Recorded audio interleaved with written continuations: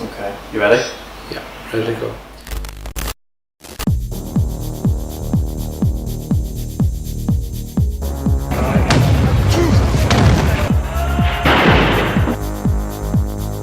I am Andrew Ballantyne, and this is Northern Ireland, where I was born. My country has had a troubled past and has been a battleground for 3 decades. Catholic Republicans want to create a united Ireland. Protestant loyalists want to remain part of a united kingdom.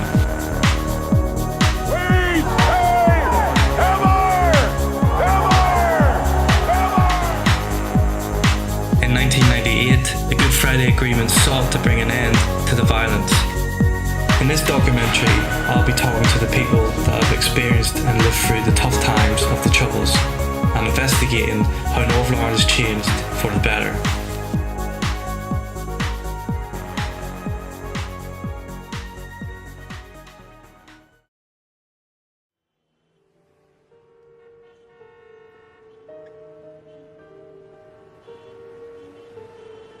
This is Belfast, Northern Ireland's capital, which was a major target for terrorists during the Troubles. Security was tight. A ring of barriers and checkpoints surrounding the main commercial zone of the city was manned by the RUC and the British Army.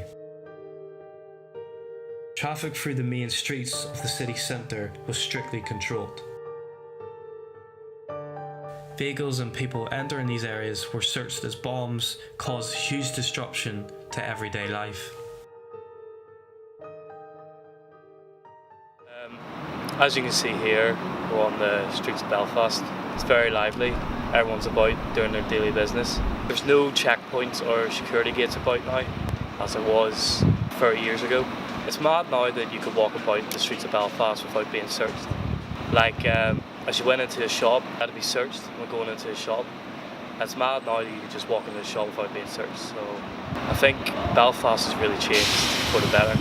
Belfast was affected by the Troubles a lot. One event that really disturbed me was Bloody Friday. 9 people lost their lives while 130 were injured.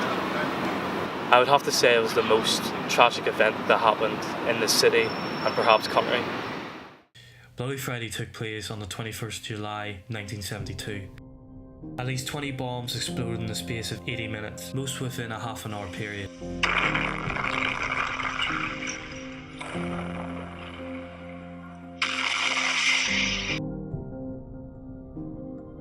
Nine people were killed while 130 were injured. At the height of the bombing, the middle of Belfast resembled a city under artillery fire as one explosion followed another, almost drowning out the screams of panicked shoppers.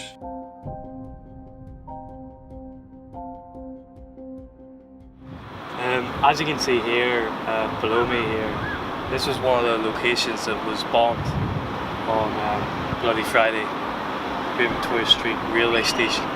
At 2:48 PM, a van exploded and wrecked 4 double-decker buses. There's a lot of damage in the bus yard. Thankfully no one was killed in this location. But yeah, it's mad to think that some of these events haven't put off people walking the streets of Belfast today. If I was living at that time and these sort of events happened, I would have been terrified as a young person to walk the streets of Belfast.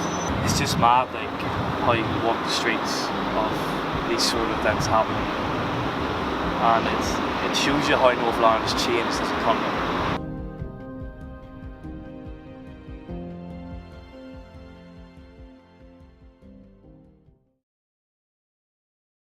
I headed out of Belfast to meet up with retired footballer Stuart Elliott. Stuart Elliott grew up in a rough area of East Belfast and was in his teens at the time of the Troubles. Danger here again. Elliott, oh, he's really hit it! My goodness, 2-0, wonderful goal! I have arranged to meet up with him to ask him a few questions of what it was like growing up in that period. Well, it wasn't easy because especially the area I lived in, which was East Belfast, was a really hard line area.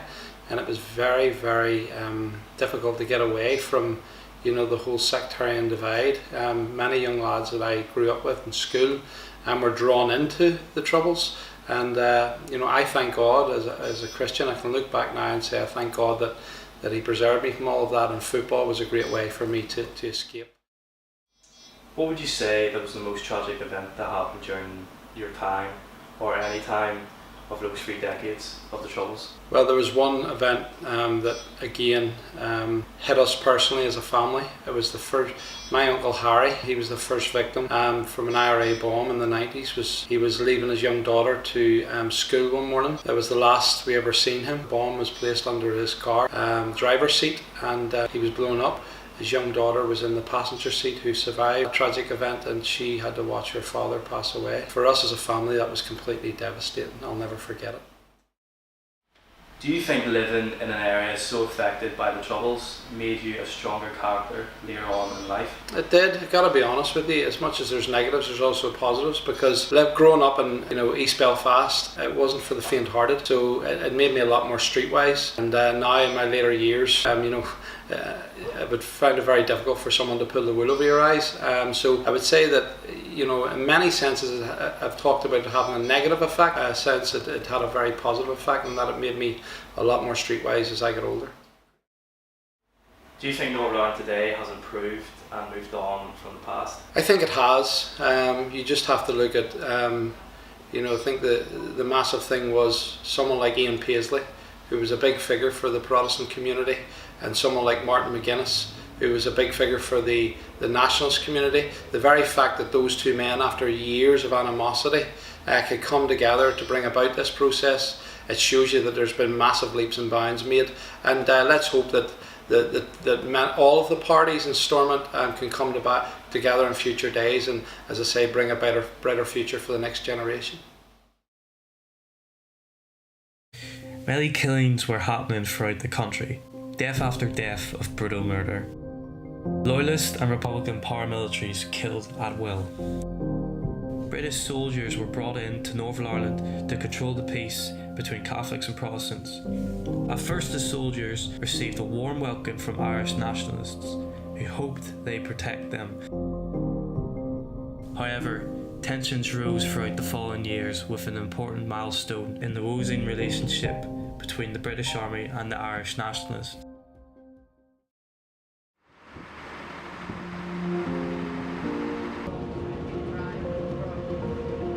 I then made my way towards the Irish border to visit the city of Derry. Londonderry was majorly affected by the Troubles in the early 1970s. The Troubles is widely regarded as having started in Derry, with the Battle of the Bogside. The civil rights movement had also been very active in the city. I've just arrived in Londonderry, or Derry, whatever you want to call it. As you can see, the back of me is where the Bogside is. This is where Bloody Sunday took place, when 14 people were shot dead by British soldiers and shot them dead during a civil rights march. As you can see behind me, the Irish flags, it makes you feel like you're in a different country compared to the other side of Derry, where it's full of Union Jacks and all, which is it's quite mad to really think of it.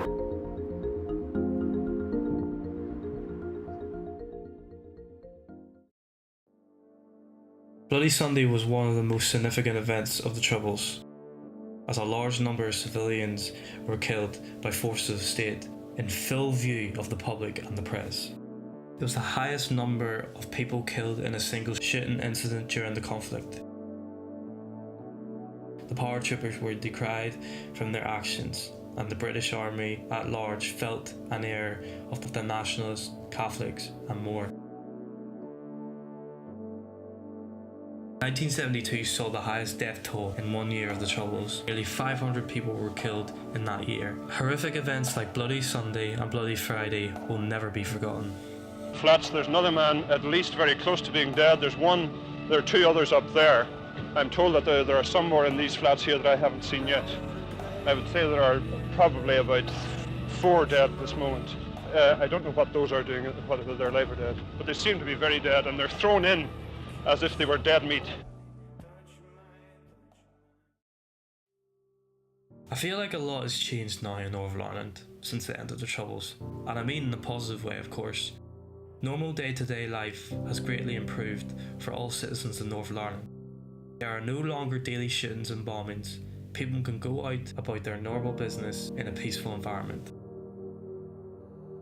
Although the impasse between Sinn Féin and DUP at Stormont has caused great instability and uncertainty in our province, deep down, the politicians know that no matter how divided they are on certain issues, they owe it to the people to find a solution to move on in peace. I feel to achieve true peace, both sides of the community must leave the past behind. I acknowledge for those who have suffered and carried with them the pain of the past, it will be very difficult.